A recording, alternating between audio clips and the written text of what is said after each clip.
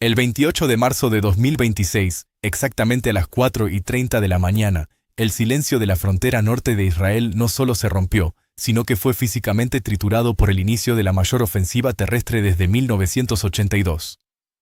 En un movimiento coordinado que los radares regionales tardaron minutos en procesar, 3 divisiones completas de las fuerzas de defensa de Israel, una masa de acero y hombres que sumaba 45.000 tropas, 600 tanques Merkava y 200 piezas de artillería pesada, cruzaron simultáneamente 14 puntos de la línea azul. La operación, bautizada bajo el nombre clave de Segundo Escudo, no era un arrebato impulsivo del gabinete de guerra, era la culminación de meses de planificación estratégica para responder a una realidad insostenible: 89 civiles israelíes muertos por proyectiles desde enero y más de 200.000 ciudadanos desplazados de sus hogares en el norte, convirtiendo ciudades enteras en pueblo fantasma. Los planificadores en Tel Aviv habían diseñado lo que creían sería una campaña relámpago. El objetivo operativo era avanzar 30 kilómetros dentro del territorio libanés, desmantelar la infraestructura de lanzamiento de Hezbollah y establecer una zona de seguridad que alejara el peligro de las comunidades fronterizas. Se anticipaba una operación de 3 a 5 días, un golpe quirúrgico de fuerza abrumadora. Sin embargo, en menos de 24 horas, el Segundo Escudo se transformó en la jornada más sangrienta para el ejército israelí desde la guerra de Yom Kippur en 1973.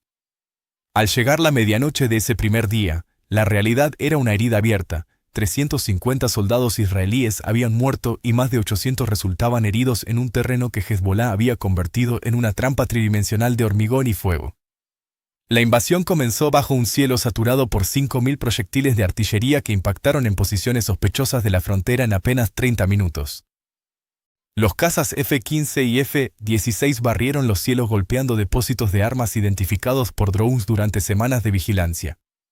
Con este respaldo masivo, la 36ª División avanzó hacia la estratégica ciudad de Maroun al-Ras, una posición que domina visualmente toda la zona fronteriza y que es vital para el control del terreno. Al principio, los informes radiales rebosaban optimismo. Las unidades informaban de avances rápidos de hasta 5 kilómetros con una resistencia que parecía anecdótica. Los comandantes hablaban de objetivos logrados antes de lo previsto. Pero a las 6:47 de la mañana, el tablero de juego cambió para siempre. Una compañía completa de la 36ª División, que avanzaba por una zona agrícola aparentemente despejada al sur de Maroun al-Ras, activó un artefacto explosivo improvisado de proporciones industriales. Hezbollah había enterrado más de 500 kilos de explosivos bajo un camino de tierra. La detonación fue tan potente que vaporizó instantáneamente 3 tanques Merkava y 2 vehículos de transporte blindado NAME, matando a 19 soldados en un solo segundo. Antes de que el humo de la explosión se disipara o que los sobrevivientes pudieran organizar una defensa, combatientes de Hezbollah emergieron de posiciones ocultas en túneles que la inteligencia no había detectado. Atacaron con misiles antitanque Cornet de última generación y fuego cruzado de ametralladoras. A las 7:30, la compañía, desbordada y sufriendo bajas masivas, se vio obligada a una retirada caótica, dejando atrás los restos de sus vehículos bajo un fuego que no cesaba. Este patrón de aparición y desaparición se repitió a lo largo de todo el frente. Si Maroun al-Ras fue el impacto inicial, la batalla por Bint Jbeil se convirtió en el epicentro del desastre táctico. La legendaria Brigada Golani recibió el encargo de capturar esta ciudad, cargada de simbolismo desde la guerra de 2006. Pero Hezbollah no había estado ocioso durante las últimas 2 décadas.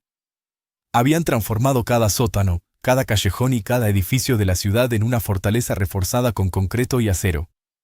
Los búnkeres subterráneos estaban conectados por una red de túneles que permitía a los defensores moverse entre sectores sin ser detectados por los drones térmicos israelíes.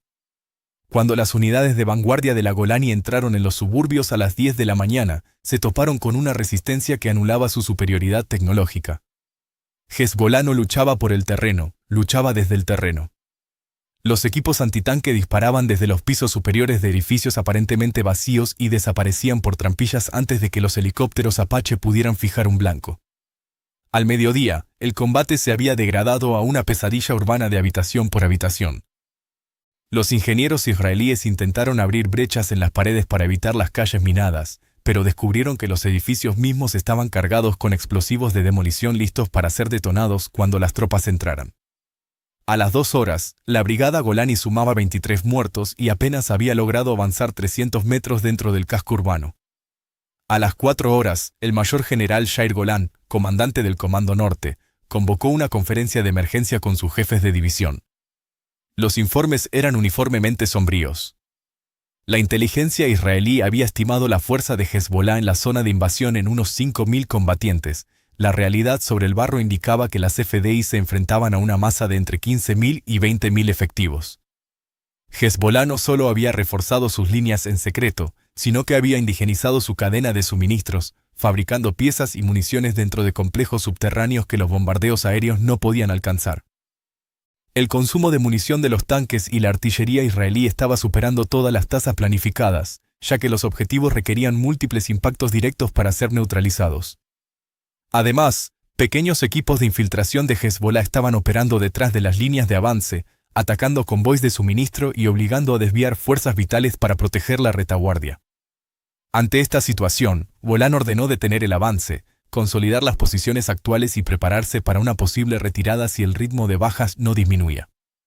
Era el reconocimiento tácito de que los objetivos políticos de la operación eran inalcanzables bajo esas condiciones.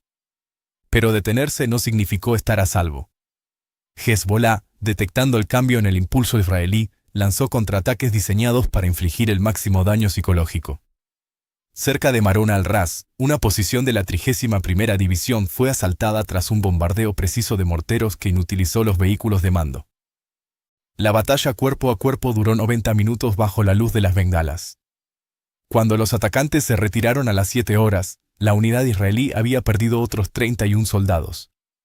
La caída de la noche trajo consigo un dilema táctico desesperante. Aunque las unidades israelíes poseían superioridad en equipos de visión nocturna, la vegetación densa y la geografía quebrada del sur del Líbano reducían esa ventaja a unos pocos metros. Los centinelas, agotados por 18 horas de combate ininterrumpido y traumatizados por las bajas que habían presenciado, disparaban contra cualquier sombra o movimiento, consumiendo munición en objetivos que a menudo resultaban ser animales o simples ruidos de la maleza.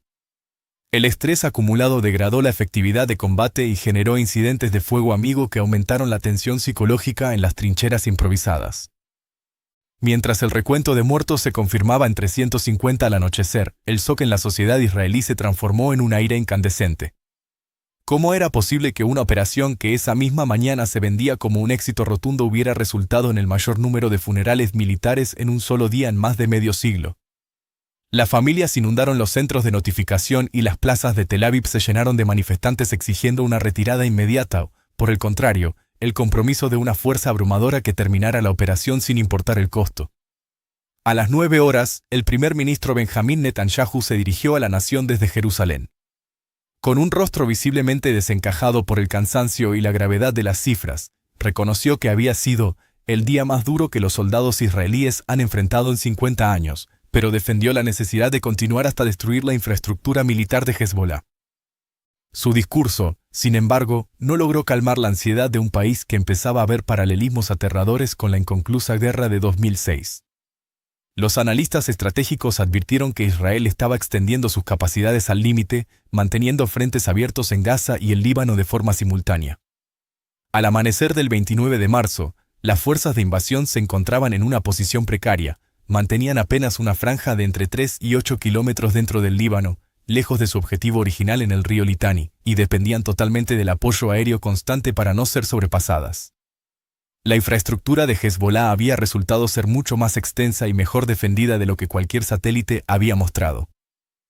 El 28 de marzo de 2026 quedó así marcado en los anales de la historia militar no como un triunfo de la tecnología sobre la voluntad, sino como una advertencia brutal sobre los peligros de subestimar a un enemigo que lucha en su propio terreno con una motivación que iguala la de los atacantes. Fue el día en que el mundo entendió que, en la guerra moderna, el precio de la victoria puede ser a veces más alto de lo que incluso las naciones más decididas pueden soportar pagar.